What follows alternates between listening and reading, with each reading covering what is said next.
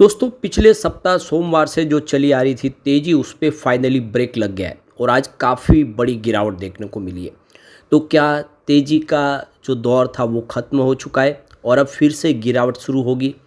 क्योंकि पिछले दिनों लोगों के काफ़ी अच्छे स्टॉक रिकवर हुए, लोगों को राहत मिली थी, निचले लेवल से एक बेहतरी देखने को मिली थी, लोगों ने ख़रीदारी का मौका भी समझा, लेकिन फाइनली बाज़ार फिर उलट गया है। तो क्या है आगे की संभावना? आज की गिरावट के पीछे 3 बड़ी वजह है जिसको समझने की कोशिश करेंगे इस वीडियो के माध्यम से। इससे साथ में अगर आप देखें तो एस&पी ग्लोबल रेटिंग की तरफ से भी भारत को लेकर एक बड़ी यहाँ पे जानकारी शेयर की गई है। क्या है वो पूरी खबर, उसको समझेंगे। और सबसे जो बड़ी बात है कि कौन से वो सेक्टर है जो आने वाले समय बेहतर कर सकते हैं और कौन से सेक्टर कमज़ोर होंगे, और पूरे ब्रॉडर मार्केट की स्थिति क्या है समझने की कोशिश करेंगे इस वीडियो के माध्यम से। लेकिन फ्रेंड्स, उससे पहले अगर आप पहली बार हमारे चैनल पे आए तो चैनल को सब्सक्राइब कर दीजिए, एक बेल आइकॉन दबा दीजिए ताकि जब भी नया वीडियो बने पहला नोटिफिकेशन आपको मिले। वीडियो पसंद आए तो लाइक से ज़रूर कीजिए। चलो फ्रेंड्स, वीडियो स्टार्ट करते हैं। मैं हूँ आपका दोस्त SB दवे और हमारे अपने चैनल ऑनलाइन कमाई में आपका बहुत बहुत स्वागत है।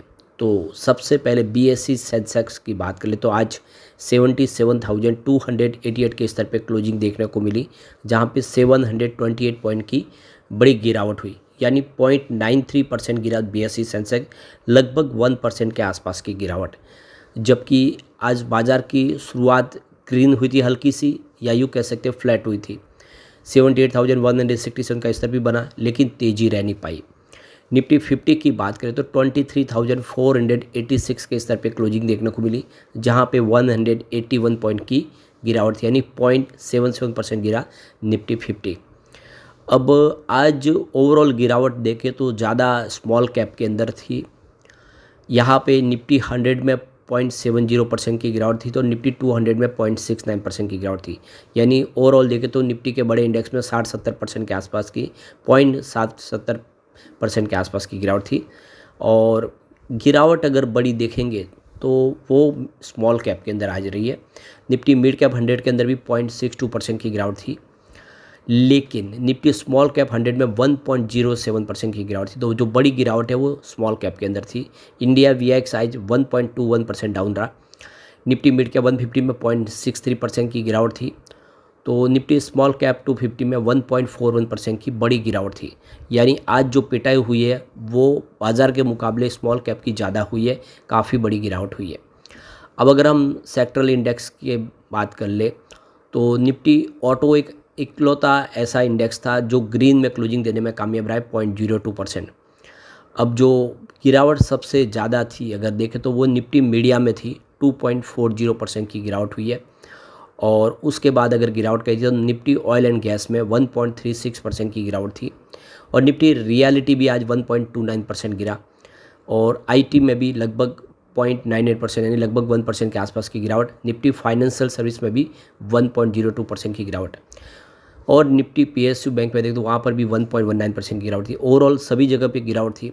अगर गिरावट कहीं कम थी अगर तो देखें तो वो आपको यहाँ पे निफ्टी कंज्यूमर ड्यूरेबल में दिखाई देगी 0.26% की, और निफ्टी FMCG सेक्टर ठीक था 0.27% की। बाकी ओवरऑल सभी सेक्टर में गिरावट थी। तो जो आज बाज़ार में गिरावट उसके पीछे 3 बड़े रीज़न है। तो लगातार जो तेज़ी जारी थी उस पर ब्रेक फाइनली लगा। तो 7 दिनों की तेज़ी पे 26 मार्च को ब्रेक लग गया, गिरावट आई। अमेरिकी टैरिफ नीतियों को लेकर अनिश्चितता और निवेशकों की प्रॉफिट बुकिंग के चलते बाज़ार में दिखा ये गिरावट का असर। तो देख सकते हो कि आज जो बिकवाली देखने को मिली उसमें निफ्टी पर टेक महिंद्रा, NTPC, एक्सिस बैंक और डॉक्टर रेड्डी लैब जैसे में काफ़ी ज़्यादा गिरावट हुई। तो गिरावट की सबसे बड़ी वजह अमेरिका में जो टैरिफ को लगाई जा रही है उस टैरिफ को लेकर चिंता है। तो निवेशकों को इस समय सबसे अधिक अमेरिकी टैरिफ पॉलिसी को लेकर चिंताएं देखी जा रही है।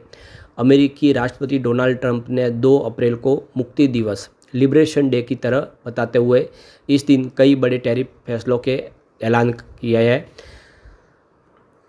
माना जा रहा है कि इस दौरान वह कई देशों पर रेसिप्रोकल यानी जवाबी टैक्स लगाने का ऐलान कर सकते हैं। ट्रंप ने कहा है कि कुछ देशों को छूट मिल सकती है लेकिन अधिकतर देशों को नहीं। ट्रंप के इस बयान से निवेशकों में अनिश्चितता बढ़ गई है। अमेरिका के इस कदम से ग्लोबल व्यापार पर असर पड़ सकता है, जिससे भारतीय बाजार में भी दबाव देखने को मिल रहा है। दूसरा रीज़न है प्रॉफिट बुकिंग। तो लगातार 7 दिन की तेज़ी के बाद निवेशकों ने बुधवार को ऊंचे स्तर पर प्रॉफिट बुकिंग का विकल्प चुना, जिससे बाजार में गिरावट आई। कोटक सिक्योरिटीज के equity research head Shrikant Chauhan ने कहा है कि बाजार में हालिया उछाल के बाद अब ऊंचे स्तरों पर प्रॉफिट बुकिंग देखी जा रही है। हालांकि बाजार का शॉर्ट टर्म स्ट्रक्चर अब भी मजबूत बना हुआ है। तीसरा रीज़न है रुपए की कमजोरी। तो शुरुआती कारोबार में भारतीय रुपया अमेरिकी डॉलर के मुकाबले 6 पैसे गिरकर 85.78 पर आ गया है।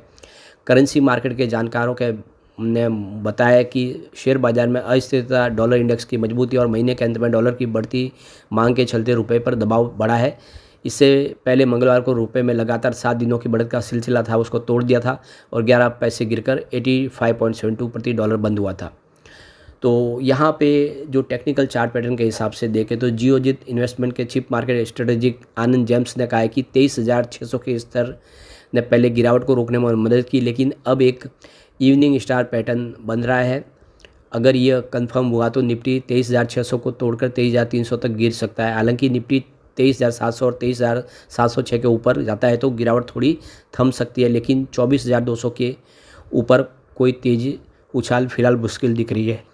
मोतीलाल ओसवाल फाइनेंशियल सर्विस के रिसर्च हेड सिद्धार्थ खेमका ने कहा है कि अमेरिका के रेसिप्रोकल टैरिफ को लेकर निवेशकों में अनिश्चितता बनी हुई है। हालांकि बाजार को उम्मीद है कि ट्रंप भारत पर टैरिफ लगाने में कटौती कर सकते हैं, लेकिन वेनेजुएला जैसे गैस या तेल खरीदने वाले देशों पर 25% का सेकेंडरी टैरिफ लगाने की धमकी से उनकी चिंता बढ़ी है।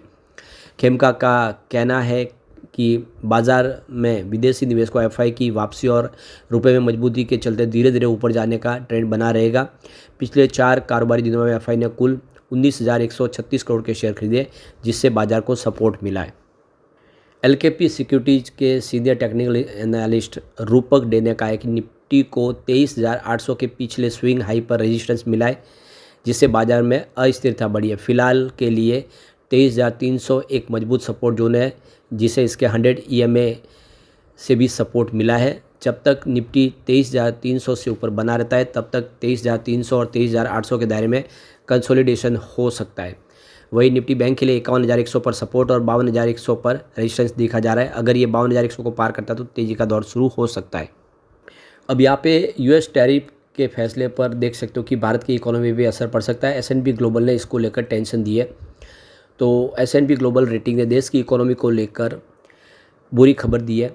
रेटिंग एजेंसी ने अगले वित्त वर्ष 2025-26 के लिए भारत के सकल घरेलू उत्पाद GDP की वृद्धि दर के अनुमान को घटाकर 6.5% कर दिया है।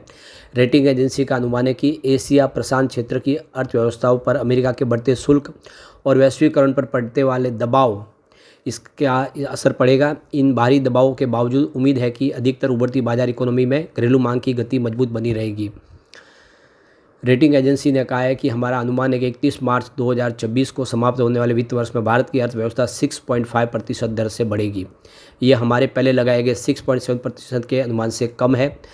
पूर्वानुमान में आगामी मानसून सामान्य रहने तथा जिन्स खासकर कच्चे तेल की कीमतें नरम रहने की संभावना जाहिर की गई है।